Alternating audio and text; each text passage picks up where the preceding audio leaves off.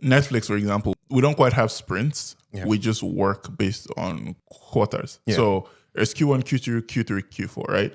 And we don't have daily stand-ups. Well, we have stand-up documents on my team, at least. Everything that does it differently. And you just put your updates in the stand-up doc. And everyone is kind of like an independent developer where they have things that they're focusing on. And sometimes you work with people, other times you don't. And so one thing Netflix heavily preaches on is getting that feedback. You have to go seek the feedback. What I typically do in my situation is I just ask right there, right at the end, just ask, hey, is there anything I'm doing that you think I can be doing better? Is there anything I'm doing that I can be doing differently? And I think the way you ask for feedback too is also very, very important. Sometimes I ask them to put themselves in my shoes and say, how would you have handled this differently? Yeah. You know how I handled it, right?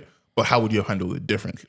Right? That way they think about it that way. And obviously, when you're on the other end of this, you have to make sure that you're giving that constructive feedback, as you said, right? I think it's important where it's hard to give constructive feedback. It takes like reflection and it takes like stepping back from it. It's a lot of work. Yeah. Right? It is quite frankly a decent amount of work. And on the person who's giving the feedback too, if they give you feedback that's heavy, they may not also know how you take that feedback. Yeah. Right? So you on the receiving end of it, you have to be open to it. Like, give an example. That's in PMT, who would go tell me, hey, this person got promoted, do this. There was one point in time where we're working on a project together and she just came and told me, she was like, hey, there is no clear leader in this project.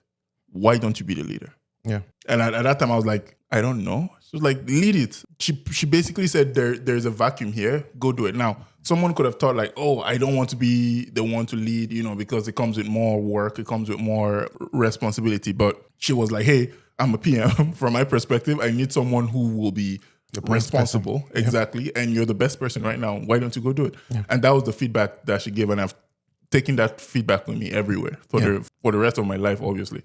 But yeah, I think on both parts, right? Giving the feedback takes work because you have to be reflective, and then taking it as well, you have to be open to it. Now, not every feedback would be good, or not every feedback you should act on, but obviously, sieve it, right? Pick the good stuff from there and act on it, and the ones that you don't feel are great, maybe try to have a good conversation with that person to understand where they're coming from and why they're advising you like this.